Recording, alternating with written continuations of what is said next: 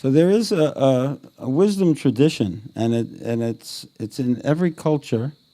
Of course, in India is the spiritual mother, you could say, and so it's been well honed there. But there's no religious culture in which this esoteric part of it doesn't exist, where people do work on themselves and where they know that God is not an abstraction, but an actual experience.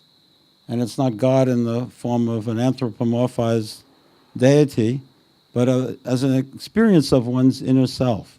You could call it the experience of divine energy or Shakti, or you could call it the experience of universal consciousness, or you could call it the experience at the end of the question, who am I?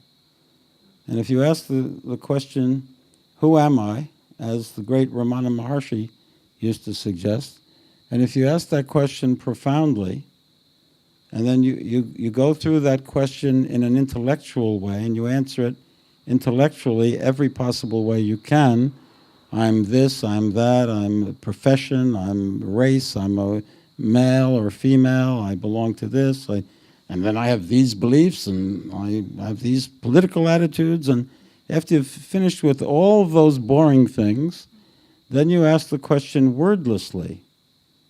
And the question points you to your own beingness, to your own being.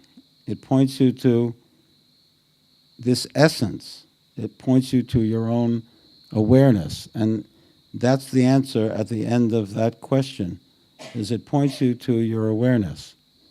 It makes you remember yourself, know yourself, feel yourself, not just think yourself, but feel yourself as you are.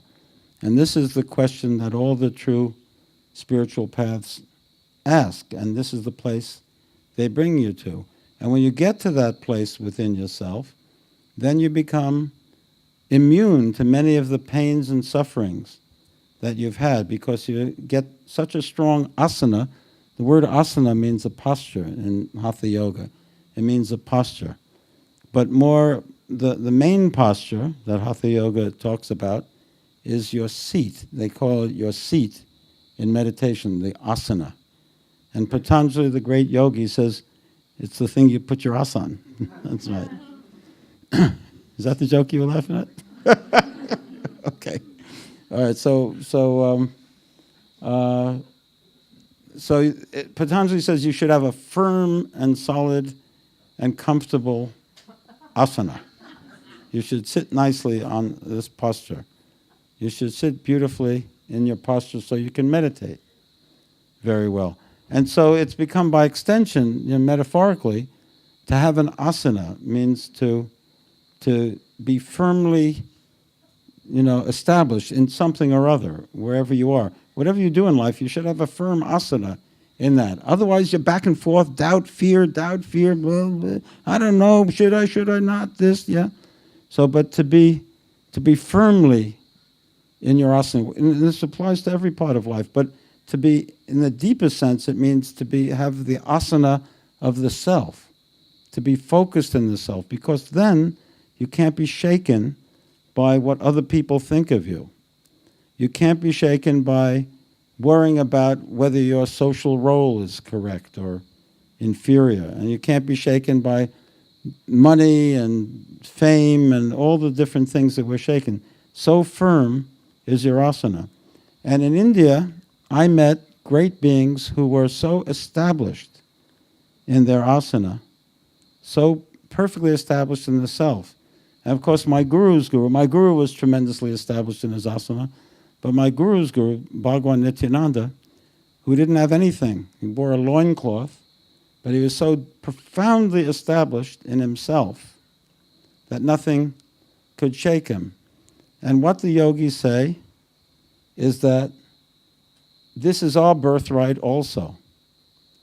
That because of the movements of the mind, the worry and the neurotic rounds of our mind, we worry, we have tearing thoughts, we defeat ourselves, we attack ourselves, we undercut ourselves, and it's all the play of our mind. If we could practice a little mental discipline, if we could learn how to control the mind properly, if we could learn how to center ourselves in that which is beyond the mind, the consciousness that it's beyond the mind, at the core of the mind, we could become established in our asana. And then we'd feel very strong in our life, very centered. No matter what winds blow, we won't be shaken from that. And everyone has that capacity within us. Every single one has that power. The greatest aid to that are the great beings, because they model it and they give their grace and their Shakti and support to it. And there's a great lineage of these beings. And when we become aware of them, it's a very great day.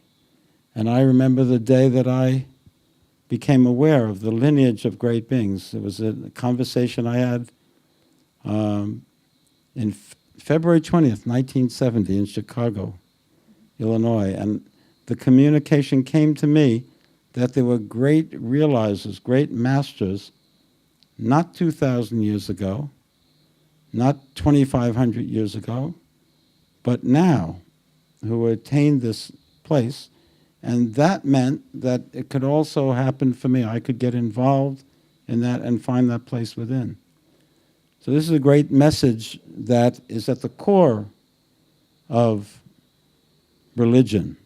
And when we meet in the Parliament of the World Religions, there'll be many things said and many things that have to do with inter-religious dialogue, and that's all very wonderful. And then they're going to talk about the environment, and that's all very good. And then they're going to try to bridge gaps that are a misunderstanding between religions, and that'll all be fine. But at the deepest, most profound core is what I'm talking about, is the knowledge of the self, knowledge of who we truly are. And if you really want your life to be worthwhile, Baba would say, everybody, eats and shits and procreates. Everybody does it. But a truly human being tries to discover who he or she is in the most profound sense. And so we should spend a little time every day in that enterprise. And that's why we recommend meditation, because meditation is time out from the round of your life, time with only yourself, time looking in, seeing what's in there, and trying to go deep to the core of your being. And for me, that's the real Parliament of World's Religions, because everything is there at the very core of your being. You can understand everything from that place. We look outside for so many things. All the time the answer is